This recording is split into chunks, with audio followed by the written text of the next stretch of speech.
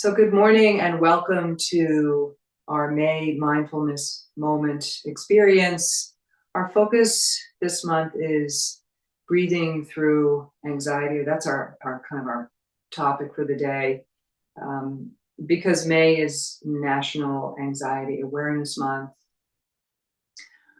we're going to spend our time together thinking about this and ways to manage anxiety, which is not always a bad thing, but can become a little bit out of control and bigger, and need a little bit of focus from us. So it's not unusual to have anxiety. It's a normal human response when we feel fear, worry, apprehension about something, concern about something. I mean, it's deep within us from our days of running away from saber-toothed tigers, right? We need a little bit of anxiety to kind of get us moving when we feel like there's a situation that we need to move away from, find safety from. These feelings of unease are normal, right? And they do come to us from time to time. Those of us who suffer more acutely from an anxiety disorder, however, can feel overwhelmed by it. Anxiety manifests itself beyond just feeling worry and feeling fear. We can have symptoms such as restlessness, trouble sleeping, trouble concentrating, fatigue, shortness of breath, racing heart, trembling, muscle tension. You can even have some gastrointestinal issues as a result of anxiety. And when it persists over a period of time, it can really interfere with our daily lives. And when this occurs, it could be a sign that there's an anxiety disorder and the quality of our life is not what we hope it to be, what we want it to be. Our work is challenging, or school, maybe relationships are suffering as a result of this anxiety. And if you feel this intense, ongoing level of anxiety, it makes sense to seek some medical help. But all of us, regardless of our level of anxiety, can really benefit from learning some breathing techniques to help us find some calm. And there's really quite a few different breathing techniques that can help you with that. You can even look it up on the internet if you forget what we go over today, but you can check the internet for some possible ways to help yourself just through breathing. And when we think about our body systems, the nervous system, right, we have two distinct components. We have the sympathetic nervous system, which is our fight and flight, the one that helps us run away from the saber-toothed tigers. And we have our parasympathetic nervous system, which is more of our rest and digest response. So while the first one, the sympathetic, is essential, we don't want to live there in that way of life, right? We want to find rest and digest, and these breathing techniques can help us with that.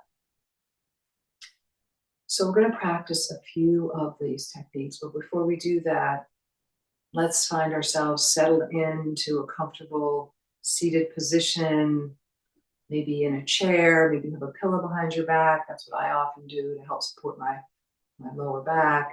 Make sure your arms aren't flailing around, but they have maybe a comfortable armrest to be on. Or maybe you prefer to lay down on your couch, or maybe have a yoga mat where you are. Wherever you are, just find a way to settle in and start to focus first on your feet. If you're sitting, you'll feel your feet supported by the earth, pressing into the ground beneath you maybe. And then travel your awareness up your legs, through your ankles, to your calves and your shins. Just notice if they're feeling tense or relaxed. No judgment, just observing. Traveling beyond your knees, which many of us can have achy depending on where we are in our lives. Travel up through to your thighs, such a large muscle group there. Just allow those muscles to relax, noticing how they feel, traveling up through your pelvis. Notice your low back. Are you holding tension there? If you are, just try and let it go. Let your belly relax. Let your shoulders relax. Feel your chest. Just notice. Is your heart beating? Are you feeling some anxiety right now? Just notice it without judgment. Traveling up your neck. We hold a lot of tension in our neck, particularly in the back of our neck. We really do hold those muscles very tight. So just notice if you're doing that. Allow your facial muscles to relax. And just let yourself settle in. So the first breathing technique I want to show you is called lion's breath. And it can feel a little bit silly to do this breathing technique. So I'll be the one looking silly because you all are looking at me and you're hiding behind the screens. So you won't be able to see each other, but I'll be looking silly. So this is an effective technique, and it's actually a good one to do in children too, partly because it's kind of silly and they like that. It kind of shakes them out of any anxiety that they might be feeling. So again, you're sitting comfortably, or perhaps you're laying down. You're going to take your fingers and spread them wide, kind of like this, almost like it would be a lion's paw, right? You don't have to curl your fingers like a lion would do, and maybe place them on your thighs. Just allow those fingers to remain spread widely. And you're going to inhale through your nose. And when you exhale, you're going to open your mouth wide, stick your tongue out. Yes, stick your tongue out and do a loud so it looks like this. So inhale through your nose. Exhale. Fingers are wide and spread. Sort of a fierce exhale. Inhale gently again through your nose. Exhale, mouth open.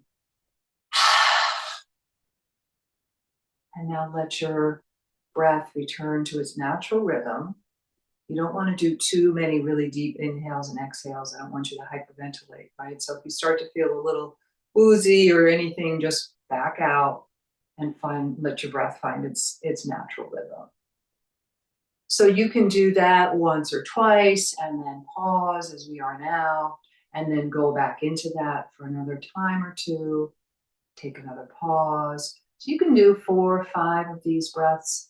And as you exhale, you really start to allow that parasympathetic nervous system to start to move back in and create and hold some space for some calm in your body. And your shoulders drop when you do that big. So a lot of things are happening that allow you to find a little bit of calm. So that's called lion's breath. That's one of many techniques. Another technique I'd like to share with you today is thinking of it more like a triangle, right? So we will inhale for 5, hold for 6, exhale for 7. So there's your triangle. Your exhale is going to be the longest, so we can get rid of that which is no longer serving us. So again, focus thinking of your body. If your body's tensed up anywhere, try and find that calm, maybe move a little bit, settle back in. So we're going to be just inhaling and exhaling through your nose on my count. So here we go. Inhale for 5, 4, 3, 2, and 1. Hold it for 6, 5, 4, 3, 2, and 1. Exhale for 7, 6, 5, 4, 3, 2, and 1. Nice. So just allow your breath to return to its natural rhythm. So research has shown that making your exhales longer than your inhales really does help with calming our bodies and our minds, which is really what our goal is here today. So let's do that again together, only using our nose. On my count, inhale for 5, 4, 3, 2, and 1. Hold it for 6, 5, 4, 3, 2, and 1. Exhale for 7, 6, 5, 4, 3, 2, and 1. Allow your breath to find its natural rhythm, dropping your shoulders, noticing any calm that's finding its way. Muscles are relaxing. So on your own, you can practice this 5, 6, 7 breathing, 4 or 5 times, allowing for a pause between each one to give your breath a chance to find its natural rhythm. This way you're not over breathing, not moving into a kind of hyperventilating mode, which you want to be careful about. So those are just 2 of many techniques that are available to us. And again, you can find them on the internet, but some of them are, you could even change, you can change the 5, 6, 7. You can do 4, 5, 6, 4, 7, 8. So as you practice this and build it, you might decide you really want to have a longer exhale. So you can play around with it, but your inhale will be shorter than your hold, which will be shorter than your exhale. Long exhales, just practicing inhaling and exhaling.